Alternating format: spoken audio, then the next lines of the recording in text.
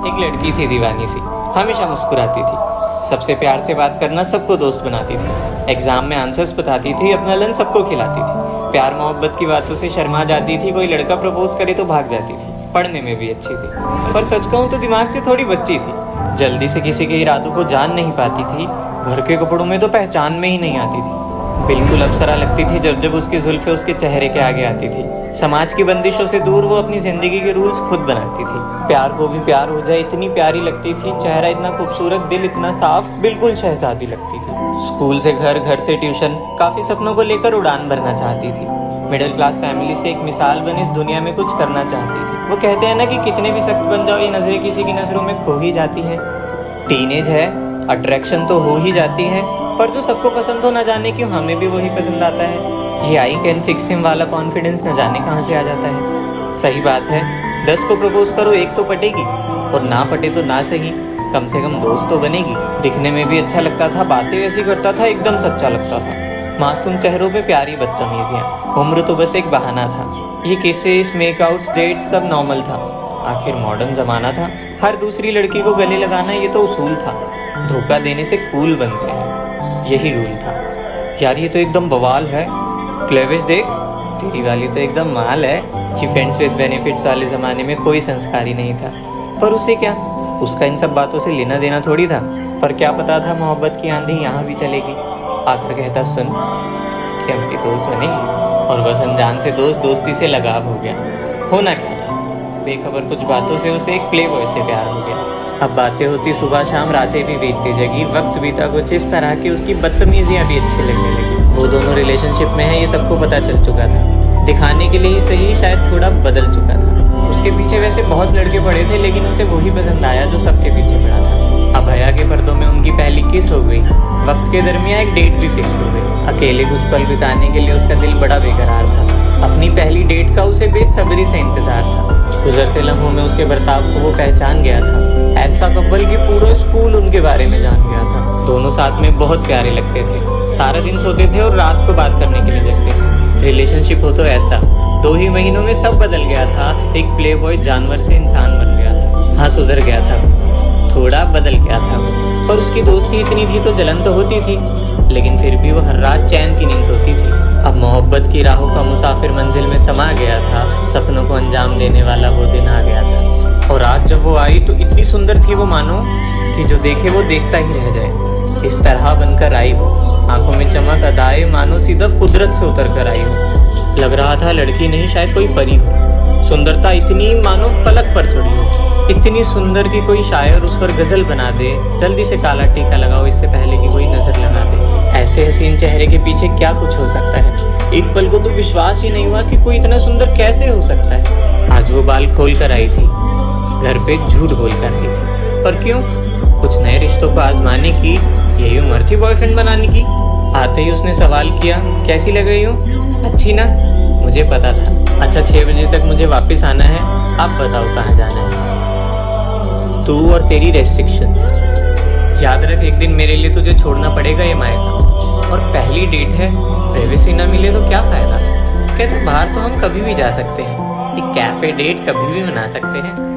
और दिन तो सही से मिल भी नहीं पाते, हमेशा लोग टपक पड़ते हैं। एक काम करते हैं, सुन, ओयो चलते हैं। सुनते ही बोली, नहीं, मुझे तो इसके नाम से भी डर लगता है। कुछ भी हो, मुझे अजीब लगता है। वहाँ जाने के नाम से ही घबराने लगी, उसे कहीं और चलने के लिए मनाने लगी। पर न जाने कि वो जरा भी न माना। भोली भाली सुंदर लड़की ने उसे अभी भी न जाना। अब दोनों बैठकर प्यार भरी बातें कर रहे थे, एक दूसरे का फोन चेक करके लड़ रहे थे। बस किसके अलावा ज्यादा कुछ नहीं हुआ। गले लगाया एक दूसरे को और मांगी रब से दुआ। पर अचानक उसे चक्कर आने लगा, आंखों के आगे धुंधलापन छाने लगा। देखते ही देखते वो अपने होश खो गई और कुछ ही देर में वो बेहोश हो गई। हैरान ना हुआ, उसकी मोहब्बत बेहोश उस जमीन पर गिरी पड़ी थी। और होता भी कैसे? उसने कोल्ड ड्रिंक में बेहोशी की दवाई जो मिला रखी थी। कुछ घंटों बाद जब लड़की की आंखें खुली तो उसने देखा वो ड्रामेबाज उसका सर सहला रहा था। आपको क्या हुआ है? रो रो कर चिल्ला रहा था। सर पे रखा हाथ और उठाकर बिठाया। कुछ आंसुओं के साथ उसे अपने हाथों से पानी पिलाया। वो हड़बड़ाहट में उठी और टाइम देखा तो 6:15। घर वालों के डर की वजह से वो हड़बड़ा गई और जल्दी जल्दी में बिना कुछ सोचे समझे घर आ गई। उस रात जब सोचा कि क्या हुआ तो तबीयत खराब कहकर सुला दिया। शायद कमज़ोर हो गई हूँ मैं कहकर इस बात को भुला दिया। पर एक दिन मोहब्बत के बीच दगा कहाँ से आ गई। खुशियों के बीच एक बहुत बड़ी आंधी आ गई कि कुछ दिनों बाद जब उनकी यूं ही बहस हो गई तो बहस के बीच में न जाने वो क्यों रो गई। कहता तेरे जैसी बहुत लड़कियां चलाई है, तू तो अभी बच्ची है, तू कहाँ से आई है। इस बार मैसेज अपने साथ एक आंसू लाया था, किस्मत से हार चुकी हो उसके पास उसी का MMS आया था। दिल और दर्द के बीच कैसे हालात आ गए, खुद को इस हालत में देखकर उसके खुद के आंसू आ गए।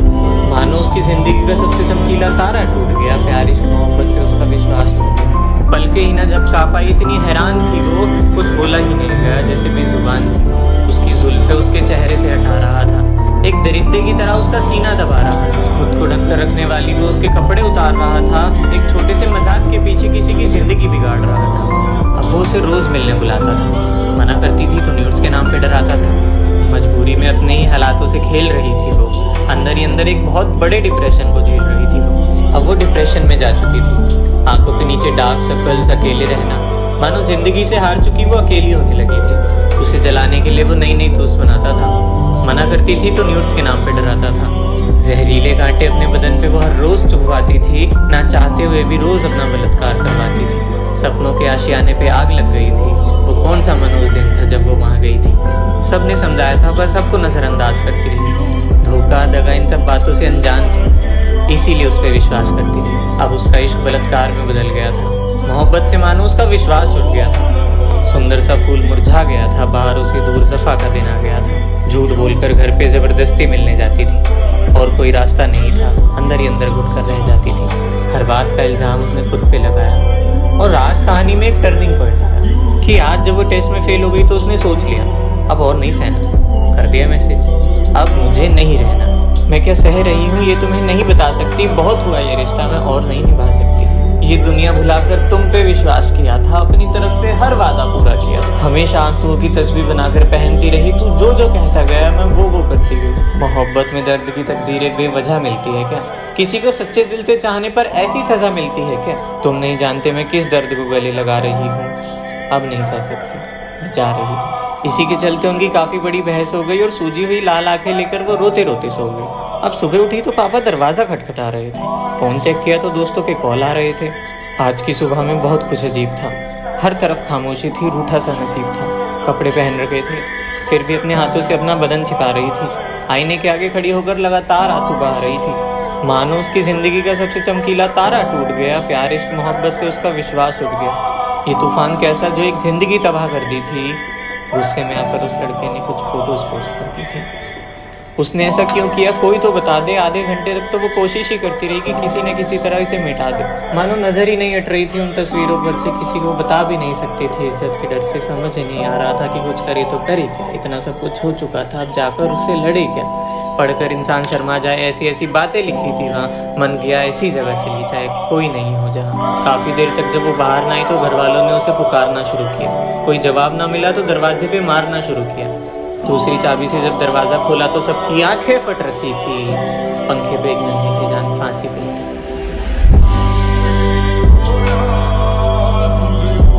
मजबूर अपनी जिंदगी से मदद किसी की वो ले न सकी। गहने की तरह इज्जत को पहनकर रखने वाली सदमा सह न सकी। दरवाजे के बाहर कई सवाल खड़े थे, वो कैसे सबका सामना करती। वो इस जाल में फंस चुकी थी, करती भी तो क्या करती। उसकी मां सदमे में चली गई। पापा की गोद में खेलने वाली लाडली इस दुनिया से चली गई। बस एक बार उठ जा, बस एक बार उसके भाई पुकार रहे थे। उसके दोस्त उसे रो रो कर निहार रहे थे।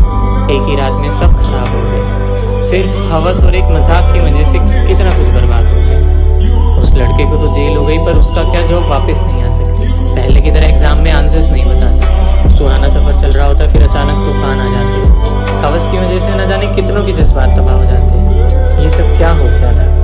उस दिन खुदा भी रो गया था।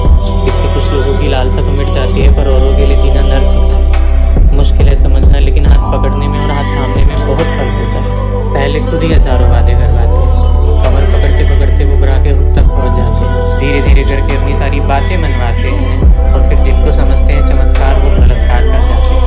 आँख बंद करके किसी पे विश्वास मत करना और अपने मजाक और हवस की वजह से किसी की जिंदगी बर्बाद मत